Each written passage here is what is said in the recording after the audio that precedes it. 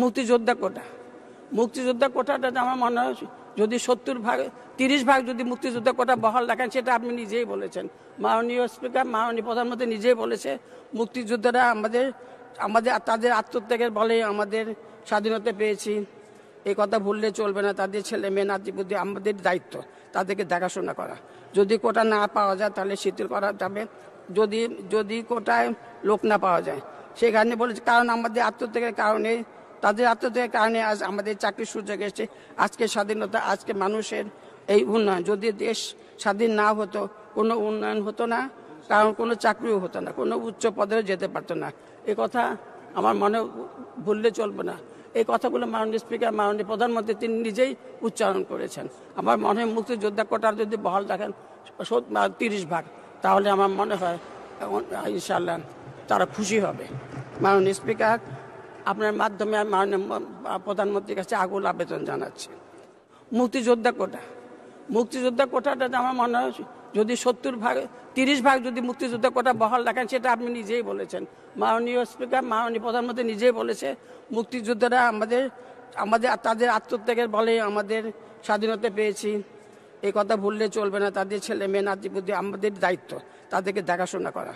যদি কোটা না পাওয়া যায় তাহলে শিথিল করা যাবে।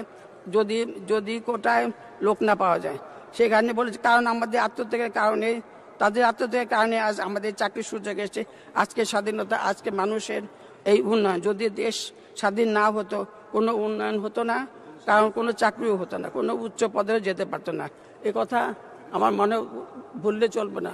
এই কথাগুলো মাননীয় স্পিকার, মাননীয় প্রধানমন্ত্রী তিনি নিজেই উচ্চারণ করেছেন।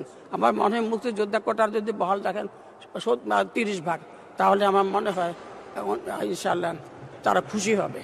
মাননীয় স্পিকার, আপনার মাধ্যমে আমি মাননীয় প্রধানমন্ত্রীর কাছে আকুল আবেদন জানাচ্ছি। মুক্তিযোদ্ধা কোটাটা আমার মনে হয় যদি 30 ভাগ যদি মুক্তিযোদ্ধা কোটা বহাল রাখেন, সেটা আপনি নিজেই বলেছেন। মাননীয় স্পিকার, মাননীয় প্রধানমন্ত্রী নিজেই বলেছে মুক্তিযোদ্ধারা তাদের আত্মত্যাগের বলে আমাদের স্বাধীনতা পেয়েছি।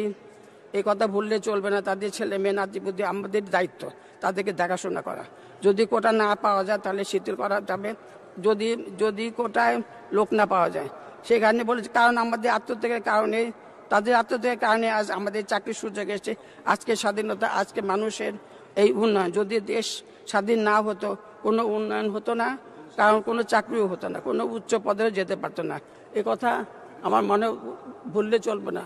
এই কথাগুলো মাননীয় স্পিকার, মাননীয় প্রধানমন্ত্রী তিনি নিজেই উচ্চারণ করেছেন। আমার মনে হয় মুক্তিযোদ্ধা কোটার যদি বহাল রাখেন 30 ভাগ, তাহলে আমার মনে হয় ইনশাআল্লাহ তারা খুশি হবে।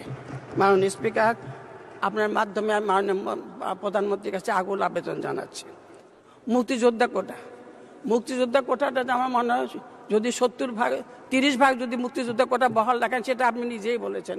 মাননীয় স্পিকার, মাননীয় প্রধানমন্ত্রী নিজেই বলেছে মুক্তিযোদ্ধারা তাদের আত্মত্যাগের বলে আমাদের স্বাধীনতা পেয়েছি। এই কথা ভুললে চলবে না। তাদের ছেলে মেয়ে নাতিপুতি আমাদের দায়িত্ব তাদেরকে দেখাশোনা করা। যদি কোটা না পাওয়া যায় তাহলে শিথিল করা যাবে। যদি কোটায় লোক না পাওয়া যায়, সেখানে বলেছে কারণ আমাদের আত্মত্যাগের কারণে, তাদের আত্মত্যাগের কারণে আজ আমাদের চাকরির সুযোগ এসেছে। আজকে স্বাধীনতা, আজকে মানুষের এই উন্নয়ন। যদি দেশ স্বাধীন না হতো, কোনো উন্নয়ন হতো না, কারণ কোনো চাকরিও হতো না, কোনো উচ্চ পদেও যেতে পারতো না। এ কথা আমার মনে ভুললে চলবে না। এই কথাগুলো মাননীয় স্পিকার, মাননীয় প্রধানমন্ত্রী তিনি নিজেই উচ্চারণ করেছেন। আমার মনে হয় মুক্তিযোদ্ধা কোটার যদি বহাল রাখেন 30 ভাগ, তাহলে আমার মনে হয় ইনশাআল্লাহ তারা খুশি হবে। মাননীয় স্পিকার, আপনার মাধ্যমে আমি মাননীয় প্রধানমন্ত্রীর কাছে আকুল আবেদন জানাচ্ছি। মুক্তিযোদ্ধা কোটাটা আমার মনে হয় যদি 30 ভাগ যদি মুক্তিযোদ্ধা কোটা বহাল রাখেন, সেটা আপনি নিজেই বলেছেন।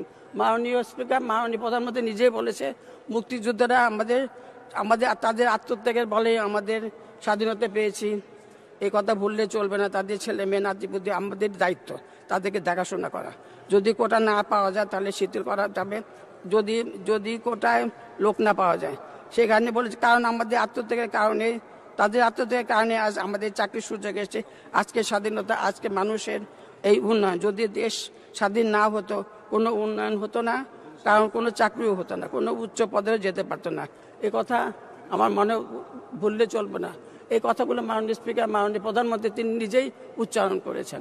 আমার মনে হয় মুক্তিযোদ্ধা কোটার যদি বহাল রাখেন 30 ভাগ, তাহলে আমার মনে হয় ইনশাআল্লাহ তারা খুশি হবে। মাননীয় স্পিকার, আপনার মাধ্যমে মাননীয় প্রধানমন্ত্রীর কাছে আকুল আবেদন জানাচ্ছি।